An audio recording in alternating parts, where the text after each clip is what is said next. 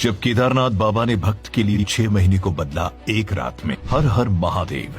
दोस्तों, पौराणिक कथा के अनुसार बहुत समय पहले जब गाड़ियों की सुविधा नहीं थी, तब धनवान लोग बैलगाड़ी या घोड़े का सहारा लिया करते थे, लेकिन गरीब लोगों के लिए पैदल यात्रा करना ही एकमात्र उपाय था।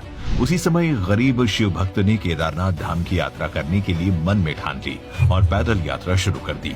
वो इतना भोला था कि उसे तो केदारनाथ का रास्ता भी नहीं पता था, परंतु उसको ये विश्वास था कि बाबा केदार उसको दर्शन जरूर देंगे। इस तरह लोगों से रास्ता पूछते पूछते वो धीरे धीरे आगे बढ़ने लगा।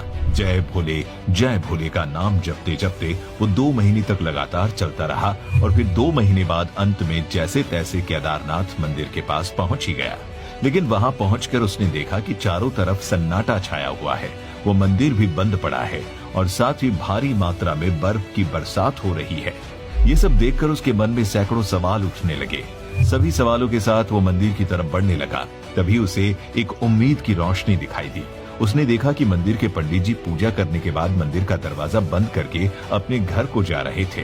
फिर क्या था, उसने कांपती आवाज में कहा, पंडित जी, मैं बाबा शिव के दर्शन करना चाहता हूँ। कब होंगे मुझे मेरे प्रभु के दर्शन? उन्होंने उससे बताया कि मंदिर का दरवाजा अब 6 महीने के लिए बंद हो गया है और अब 6 महीने के पहले मंदिर का दरवाजा नहीं खुलेगा। ये सुनकर शिव भक्त के पैरों के नीचे से जमीन खिसक गई। आप भी सोच रहे होंगे ऐसा क्यों? भक्त द्वारा कारण पूछने पर पंडित जी ने बताया कि केदारनाथ मंदिर साल में सिर्फ 6 महीने के लिए ही खुलता है और बाकी के 6 महीने बंद रहता है।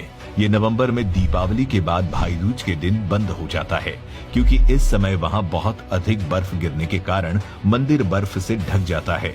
ऐसे में यहाँ जाना खतरे से खाली नहीं होता।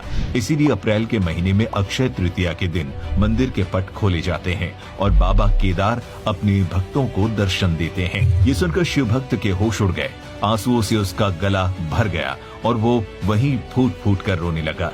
थोड़ी देर तक तो वो कुछ भी नहीं बोल सका, लेकिन जैसे तैसे उसने कहा, पंडित जी, मैं 2 महीने से पैदल चलकर बहुत दूर से आया हूँ। मैं बहुत गरीब हूँ। इस कड़ाके की ठंड में मैं कहाँ जाऊंगा?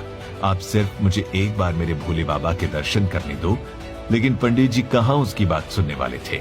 हाँ, अगर उस गरीब भक्त की जगह कोई अमीर आदमी होता तो शायद वो मान भी जाते। उल्टा उससे कहा कि या तो 6 महीने बाद आओ दर्शन के लिए, या फिर ये